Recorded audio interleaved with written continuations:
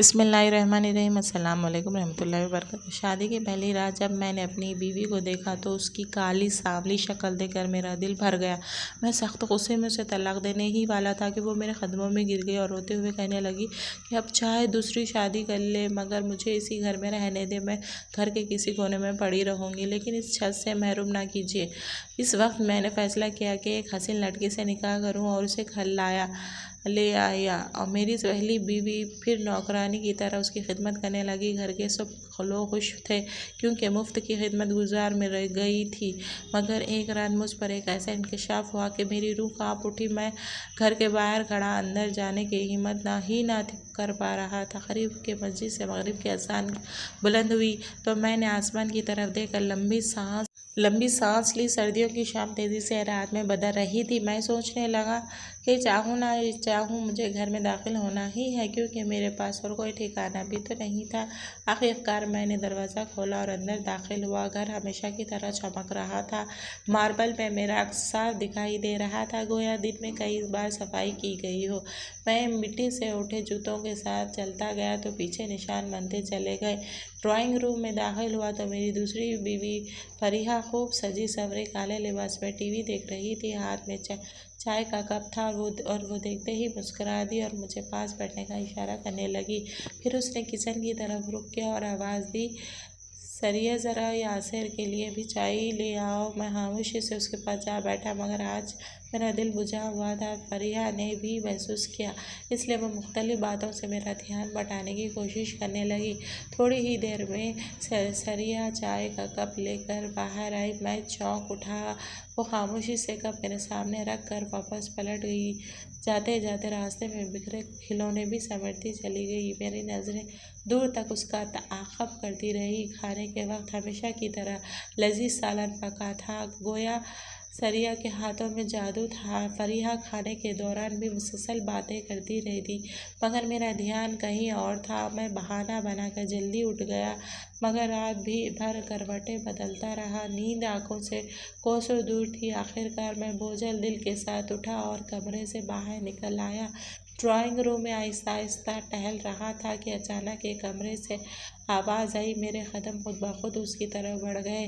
मैंने दरवाजे पर हाथ रखा और खोला तो अंदर का मंजर देखकर मेरे कदमों तले से खिसक गई। जो कुछ मैंने देखा वो मेरी बर्दाश्त से बाहर था। दिल की धड़कनें बेकाबू हो गई। सर्दी के बावजूद पसीने माथे से बह रहा था। आंसू रुकने का नाम नहीं ले रहे थे। मैं बेइख्तियार माजी में खो गया। 30 साल पहले जब मैं लंदन यूनिवर्सिटी से पढ़कर वापस आया तो मेरी शख्सियत निखर चुकी थी। ख़ानदान में कोई मेरा मुकाबिल ना था, यहाँ तक कि लड़के तो कम उम्री में ही वर्कशॉप या दुकानों पर बिठा दिया जाता था, मगर मेरे वालिद ने दिन रात मेहनत करके मुझे लंदन भेज दिया। मैं बहुत लायक फायक था, इसलिए जल्दी स्कॉलरशिप हासिल कर ली। 4 साल लंदन में पढ़कर वापस आने के बाद मैं मुकम्मल तौर पर बदल चुका था। मेरे घर वापस आने की खुशी में मेरी माँ ने पूरे ख़ानदान की दावत रखी थी। ख़ानदान की लड़कियाँ छुप कर मुझे देखते हुए एक दूसरे की तरफ इशारा कर रही थी। हर माँ की यही ख्वाहिश होती है कि मैं उनका दामाद बनूं। इस ख्याल ने मुझे ऐसे मगरूर सा बना दिया था कि मैं हवा में उड़ने लगा था। मैं मगरूर क्यों ना होता। मैं खूबसूरत, आला तालीम याफ्ता और पाकिस्तान आते ही मुझे एक बेहतरीन नौकरी मिल गई थी। मेरे माली हालात बहुत बेहतर होने लगे थे। इस सब चीज़ों ने मिलकर मेरी शख्सियत में एक अजीब सा घुमंड पैदा कर दिया था। दावत के दौरान भी मैंने काफ़ी लड़कियों की नज़रें खुद पर मरकूज़ महसूस की थी, लेकिन मैंने सब छटक दिया। मैंने सोच रखा था कि मैं शादी करूँगा तो सिर्फ अपनी मर्ज़ी से, क्योंकि मेरी दुल्हन मेरी टक्कर की होनी चाहिए। इस ख्याल ने मेरे दिल में ऐसी जगह बना ली थी कि मुझे कोई भी लड़की आसान से पसंद नहीं आती थी। मैं हर लड़की को अपने मुयार के हिसाब से परखता था। दावत ख़त्म हुई तो मेरी माँ बेहद खुश थी। वो बार बार मेरी बलाएँ लेने लगी। पहले इस ख़ानदान के लोगों ने मुझे कभी मुँह न लगाया था। आज मेरा बेटा आली तालीम याफ्ता बनकर लौटा है तो देखो कैसे मेरे आगे पीछे फिर रहे हैं। मेरी माँ फ़ख्र से कह रही थी, मैं मुस्कुरा दिया तो वो अब्बा के पास जाकर बैठ गई और उन्हें किसी रिश्तेदार के बारे में बताने लगी जिन्होंने मुझे अपनी बेटी देने की बात की थी। मुझे अम्मा की बात सुनकर गुस्सा आ गया। मैं कहने लगा कि अम्मा, मेरे लिए लड़के ढूंढने की कोई ज़रूरत नहीं है, शादी मैं अपनी मर्ज़ी से ही करूँगा। मेरी बात सुनकर अम्मा के चेहरे का रंग उड़ गया और वो कहने लगी कि खबरदार, जो ऐसी सी बात मुँह से निकाली, शादी के लिए नस्ल जात सब देखना पड़ता है, पता नहीं कहाँ से लड़की लाकर शादी कर लोगे। सबसे पहले तो ये देखना पड़ता है कि लड़की घर बसाने वाली होनी चाहिए, इसलिए शादी को तो तुम्हारी ही मैं अपनी मर्ज़ी से ही करूँगी और फिक्र ना करो, तुम्हारे लिए मैं हीरे जैसी लड़की ढूंढ कर लाऊंगी। अम्मा की बात सुनकर मैं खामोश हो गया। लड़की चाहे अम्मा ढूंढे या मैं, मुझे चाहिए तो हीरे ही जैसी लड़की ही थी ना। मेरे मोबाइल पर कॉल आ रही थी, इसलिए मैं घर से बाहर निकल आया, मगर मेरा जहन अब तक अम्मा की बातों में उलझा हुआ था। शादी की ख्वाहिश तो हमेशा से दिल में थी, और वैसे भी कौन ऐसा लड़का होगा जिसे शादी की ख्वाहिश ना हो। और मेरे पास तो सब कुछ था सिवाय एक खूबसूरत बीवी के, जो मेरे साथ कदम से कदम मिलाकर चल सके, जो मेरे साथ हो तो लगे कि हुस्न की सूरत अख्तियार कर ली है। एक दिन मैं नौकरी से घर आया तो मुझे घर में रौनक का एहसास हुआ। मैंने आगे बढ़कर ड्राइंग रूम में झांका। एक अजनबी औरत मुझे देखते ही मुस्कुराई और उठकर मेरे पास आ गई, और वो कहने लगी माशाल्लाह, कितना खूबसूरत नौजवान हो गया है मेरा बेटा। फिर उन्होंने मेरे माथे पर बोसा दिया, और मैं अब तक उनकी सूरत को पहचान नहीं पाता था। मगर फिर मेरी माँ ने कहा, ये तुम्हारी पप्पू है, दूसरे शहर में रहती है और तुमसे मिलने आई है। और माँ की बात पर मैंने सर हिलाया। मुझसे बेहद मोहब्बत से पेश आ रही थी। दरअसल पप्पू की शादी एक गरीब किसान से हुई थी, जिसके बाद वो गाँव चली गई थी। फिर वहाँ से एक छोटे से शहर में शिफ्ट हो गई थी। मेरा हमारा इनसे मेल जोल ना होने के बराबर था, इसीलिए मैंने उन्हें पहचान नहीं पाया। पप्पू के साथ उनके शौहर भी आए थे। उन्हें देखकर भी अंदाज़ा हो रहा था कि वो इंतहाई गरीब है। उनके कपड़े सादा मगर सफाई और नफासत से इस्तरीशुदा थे। वो अब्बा के साथ बहुत मोहब्बत से पेश आ रहे थे, और अम्मा भी बार बार उनके सामने खाने पीने की चीज़ें रख रही थी। मुझे ये सब देखकर कुछ अजीब सा लगा, क्योंकि मेरी माँ ने कभी अपने ससुराल वालों की इतनी खातिरदारी नहीं की थी। खैर, मैं कंधे उचकाता हुआ अपने कमरे की और तरफ अम्मा चला भी बार गया। बार रात उनके सामने गए खाने तक पीने की महफिल चीज़ें जमी रख रही। रही अगली थी। सुबह मुझे ये मैं सब काम देख पर के गया, कुछ वापस आया अजीब तो लगा, अम्मा क्योंकि बहुत खुश मेरी थी। माँ ने कभी उन्होंने से मुझे बताया कि अपने ये ससुराल तुम्हारी वालों की पप्पू इतनी यहाँ अदब पर वदब इसलिए नहीं की आई थी। थी कि ताकि तुम्हें खैर अपना मैं दामाद कंधे बना सके। मैं फ़ख्र के उचकाता साथ अपने कमरे मुस्कुरा की दिया। तरफ लोग तो चला मुझ गया। पे घर रात आकर गई अपना दामाद तक बनाने पर महफिल तैयार थे। चली रही। अम्मा बहुत अगली खुश थी, सुबह और मैं वो काम पर इस वापस आया रिश्ते तो पर अम्मा राज़ी भी बहुत खुश थी, थी। मगर मुझे उन्होंने एतराज़ मुझे था। बताया कि तुम्हारी मैं पप्पू शादी यहाँ से पर पहले इसलिए आई लड़की थी को कि एक बार ताकि देखना तुम्हें अपना चाहता था, दामाद बना लेकिन सके। मैं जब फ़ख्र मेरी से माँ ने ये मुस्कुरा बात दिया। सुनी तो लोग हंस तो पड़ी और मुझे कहने घर लगी, आकर दामाद अरे बनाने तुम पर फिक्र ना तैयार थे। करो, अम्मा मैंने बहुत खुश लड़की हुई। बेहद हसीन है, वो तुम्हारी सारी तौक़ात पूरी उतरेगी। बस ये है कि वो लोग ज़रा गरीब है और दूसरे शहर में रहते, इसलिए उन्हें वहाँ जाकर देखने का वक्त नहीं, पैसे भी नहीं। और मैं चाहती हूँ कि तुम्हारी शादी जल्दी हो जाए। अब मेरी बूढ़ी हड्डियों में इतनी ताकत नहीं रही कि तुम्हारे नाज नखरे उठा सकूँ। जब तुम्हारी बीवी आएगी तो वही तुम्हारे नाज नखरे उठाएगी। अम्मा की बात मुझे ना चाहते हुए भी माननी पड़ी। वैसे भी मेरी माँ को कोई चीज़ इतनी जल्दी पसंद नहीं आती, और अगर अब वो किसी लड़की को पसंद कर रही है तो यकीनन वो अच्छी ही होगी। और अगर वो ससुराल की किसी चीज़ की तारीफ़ कर रही है तो वो वाकई अच्छी और लायक लड़की होगी। मेरी रजामंदी देते ही घर में शादी के हंगामे शुरू हो गए। शादी की तैयारियों के दौरान मैंने बहुत कोशिश की कि किसी तरह इस लड़की से बात हो सके, मगर मुझे पता चला कि वो लोग इतने गरीब है कि लड़की के पास मोबाइल तक नहीं है, और ना ही वो ऐसी मुलाकातों को पसंद करती है। फिर मैंने खुद को तसल्ली दी कि शादी में इतने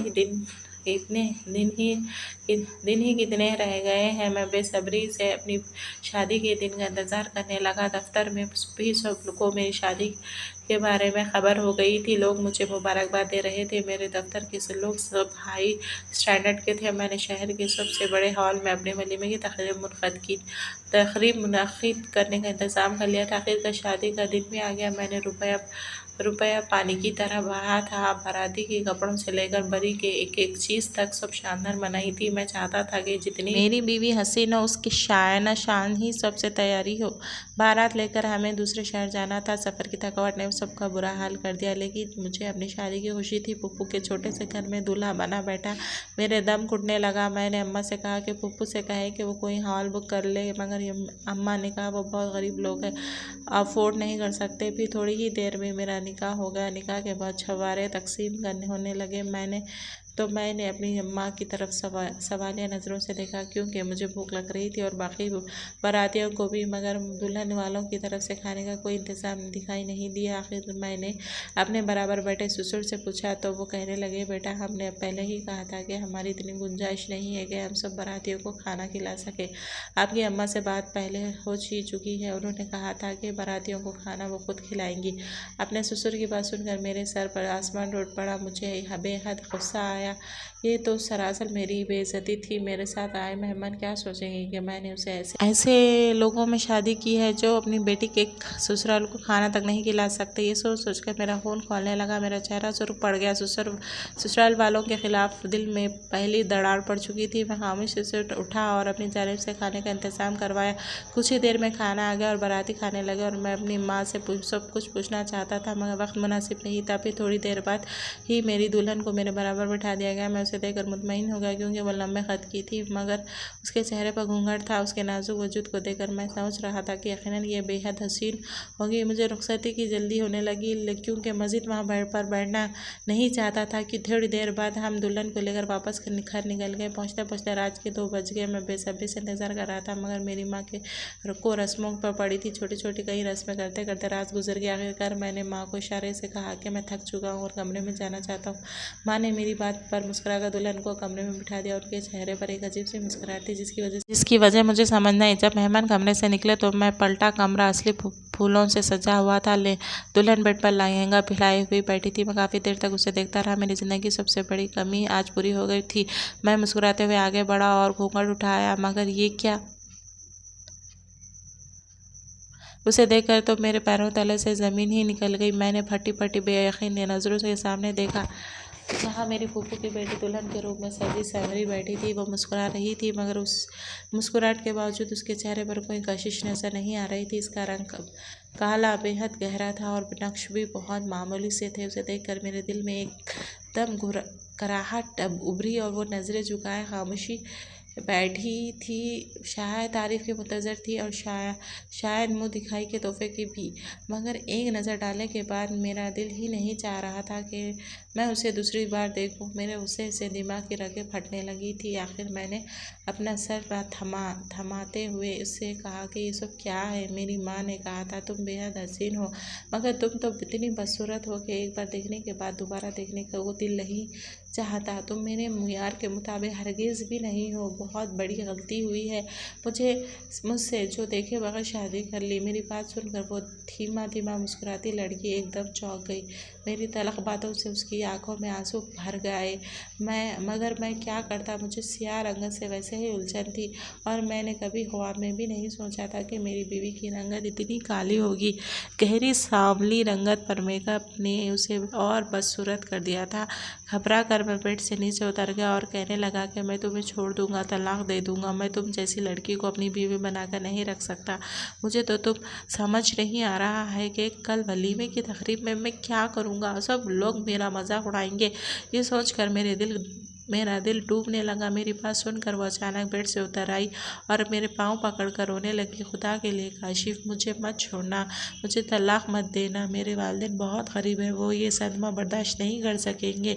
तुम चाहो तो दूसरी शादी कर लो। मैं कुछ नहीं कहूँगी, मैं कोने में पड़ी रहूँगी, सारा काम कभी करूँगी मगर मुझे मत छोड़ना। वो ज़ारो ख़तर रो रही थी। इसके सांवले हाथ मेरे सफ़ेद पैरों पर बहुत अजीब लग रहे थे। मैं घबरा कर पीछे हट गया। मेरा दिल चाह रहा था कि मैं कमरे की हर चीज़ तोड़ फोड़ दूँ। आखिरकार काफ़ी देर कमरे में घूमने के बाद जब कुछ समझ न आया तो मैं कमरे से निकल आया। बाहर आया तो देखा माँ सोफे पर बैठकर तस्बीह पढ़ रही थी। मेरे कमरे से निकलने पर वो मुस्कुराई। उन्होंने मुझसे कुछ नहीं पूछा क्योंकि शायद वो जानती थी कि हकीकत सामने आते ही मेरा यही रद्द अमल होगा। मैं काफ़ी देर तक गाड़ी लेकर सड़कों पर घूमता रहा। फिर सोच लिया कि मैं अपने मुयार के मुताबिक ज़रूर किसी हसीन लड़की से शादी करूंगा। अगले दिन वलीमे की तकरीब थी। मैंने दुल्हन से कह दिया कि वो चेहरे से घूंघट नहीं उठाएगी।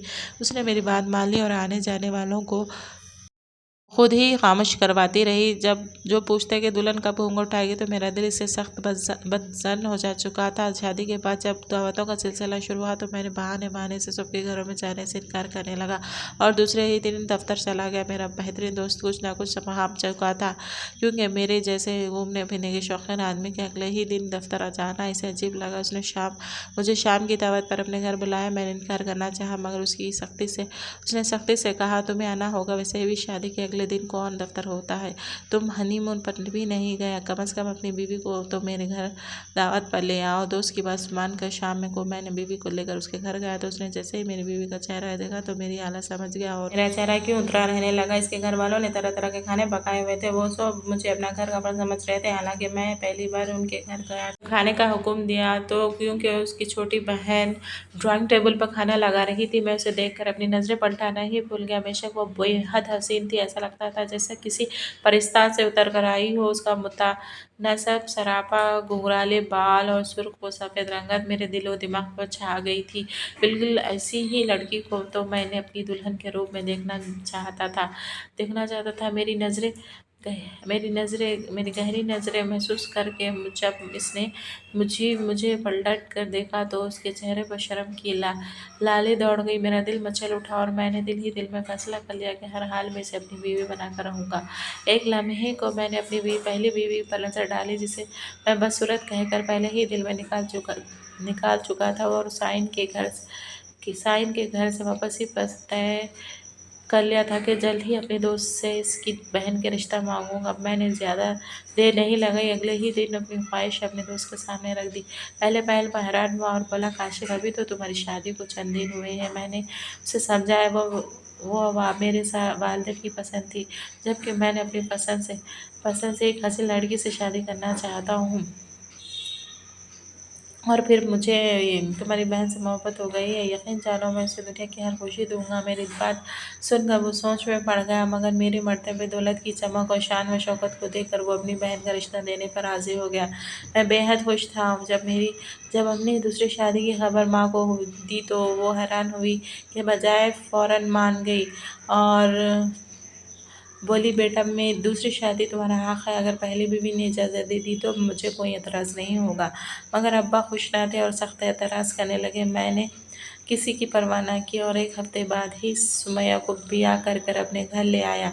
मेरी पहली बीवी ने उसे देखकर लम्हा भर के लिए खुद को रोक लिया, मगर फिर खामोशी से आगे बढ़ गई। मैंने अलमारी से उसके कपड़े निकाल कर सोफे पर डाले और साफ कह दिया, इस कमरे में अब सजी रहेगी। तुम या तो मम्मा के कमरे में सो जाना, फिर स्टोर रूम में। मेरी बात सुनकर वो खामोश रही, मगर उसकी आंखों में आंसू झिलमिलाने लगे और फिर उसने स्टोर रूम को ही अपना ठिकाना बना लिया। माँ ने दिन भर उसे घर के सारे काम करवाती और ज़रा सी भी गलती पर उसे सख्त मारती। मैं माँ का ये रवैया देखकर चौंकता ज़रूर था, मगर मुझे कोई फ़र्क न पड़ता था, क्योंकि सूरत बीवी मेरी दिलचस्पी ही ना थी। तो मैं तो सुमैया के साथ खुश था, जो जदीद फैशन की लड़की थी, हसीन थी, दिलकश लिबास पहनती थी। उसे घर के काम की ज़रूरत न थी, क्योंकि सब काम निकट संभाल लेती थी। फिर मैं सुमैया को लेकर हनीमून पर चला गया और वापसी पर पता चला कि वो माँ बनने वाली है।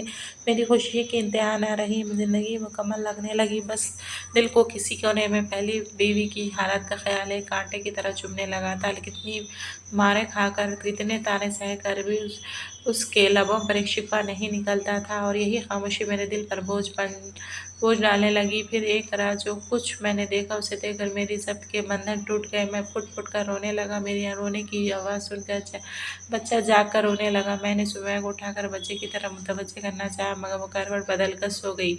हसीन तो थी, मगर सगड़ापन ज़रा न था। अपने बच्चे को गोद में लेकर सुलाया और फिर बेचैनी में इस कमरे की तरफ बढ़ गया, जहाँ वो मंजर मेरी आंखों के सामने था, जहाँ मेरी बदसूरत बीवी ज़ारो ख़ता रोते हुए अल्लाह ताला से शिकायत कर रही थी। मगर अब मंजर अलग था। अब मैंने जो कुछ देखा, इस पर मेरा यकीन करने को दिल नहीं चाह रहा था, मगर ये सच्चाई थी। मेरी माँ मेरी बीवी को ज़ोर ज़ोर से लाते मार रही थी और कह रही थी कि ये देखा, तेरी माँ ने जो कुछ मेरे साथ किया था, मैंने उसका कैसा बदला लिया है। मुझे पहले ही अंदाज़ा था कि मेरा बेटा तुझे कभी भी मुँह नहीं लगाएगा, इसलिए मैंने जानबूझकर ये शादी करवाई, ताकि तुझे हैसियत मिले और मेरा बदला पूरा हो तो किसी कचरे की तरह इस घर में पड़ी रहती है और तेरी माँ को दुख सहना पड़ता है तो मुझे सुकून मिलता है। इस वक्त आधी रात को जाए नमाज बिछा कर क्या साबित करना चाहती है? चल उठ और मेरे लिए दूध गर्म कर ला। इतना कहकर मेरी अम्मा ने उसे एक ज़ोरदार लात मारी।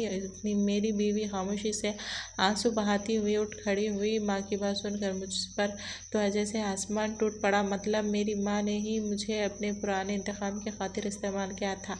मैं नहीं जानता था कि मेरे फूफू ने मेरी माँ के साथ क्या सलूक किया था, मगर इस सब में तो निखत का कोई कसूर नहीं था। वह मेरे बराबर से खामोशी से गुजरने लगी। इसने एक निगाह उठाकर मुझे देखा। उसकी एक निगाह में सब कुछ था। मैं अंदर तक काम गया। अगर वो जानिमाज़ पर बैठकर मेरी शिकायत कर रही थी तो खुदा जाने क्या मेरा अंजाम क्या होने वाला था। मुझे अपने ऑफिस के लोगों को बदलते रवैये याद आने लगे। मेरे बारे में बार बार शिकायतें की जा रही थी। मेरा बेटा लावारिसों की तरह पूरा दिन पड़ा रहता था, क्योंकि मेरी हसीन बीवी सभी तो अपनी हसन और फैशन से ही फुर्सत नहीं पाती थी। फिर मैंने हाथ बढ़ाकर अपनी बीवी को जाने से रोका और माँ से कहा, अम्मा आपने अच्छा नहीं किया, आपने अपने इंतकाम की खातिर से इस बेचारी को सजा दी है। अगर मुझे हकीकत का पहले इल्म हो जाता तो मैं कभी ऐसा होने नहीं देता था। आज से मैं आपको बिल्कुल भी इजाज़त नहीं दूंगा कि आप मेरी बीवी निखत पर किसी किस्म का जुल्म करें। और वो इस घर में मेरी बीवी की हैसियत से आई थी और आज मैं उसे अपनी बीवी का दर्जा दे रहा हूँ। मेरी बात सुनकर मेरी माँ गड़बड़ा गई और मेरी बीवी निखत के चेहरे पर एक रोशनी सी आ गई। फिर मैंने सुमैया को भी कह दिया कि आज से इसका हक़ मिलेगा, जिस पर पहले तो सब ने खूब वलाया किया, मगर जब उसे मेरी दौलत हाथ से जाती नज़र आई तो वो खामोश हो गई। अब मेरे दिल से सारा बोझ उतर चुका था, क्योंकि मैंने इंसाफ करना सीख लिया था। अब मैं अपनी पहली बीवी को भी वही मुकाम दे रहा था जो दूसरी को दिया था। निखत अब भी सारे घर के काम करती थी, मगर उसके चेहरे पर आंसुओं के बजाय मुस्कुराहट थी और मैंने महसूस किया कि वो इतनी भी बदसूरत नहीं थी जितनी मुझे लगती थी। फिर मैंने दिल में अहद किया कि मैंने उस पर ढाए गए हर जुल्म का अजाला करूँगा। आखिर मैं तो बस रब से दुआ है कि रब्बिल कायनात हमारी बेटियों के नसीब अच्छे बना, उनके लिए ऐसे रिश्ते मुक़द्दर फरमा जिनकी कदर की जाए और उनसे मोहब्बत करें, इन्हें इज़्ज़त दे, उनके आंसुओं से पहले उनके दुख समझे। या अल्लाह, जिन बेटियों के नसीब में दुख लिखे गए हैं तो उन पर रहमत वो दुख खुशियों से बदल दे। वो जो बेटियां तेरी बारगाह में आंखों को नम करके दुआएं करती हैं, उनकी दुआओं को कबूलियत अता फरमा। ऐ अल्लाह, हमारी बेटियों को दुनिया और आखिरत की भलाइयाँ अता फरमा। आमीन सुम्मा आमीन या रब्बल आलमीन। दोस्तों, आपका एक छोटा सा लाइक और सब्सक्राइब हमारे लिए बहुत बड़ी हौसला अफजाई है। आपकी सपोर्ट ही हमें मज़ीद अच्छी वीडियोस बनाने में हौसला देती है।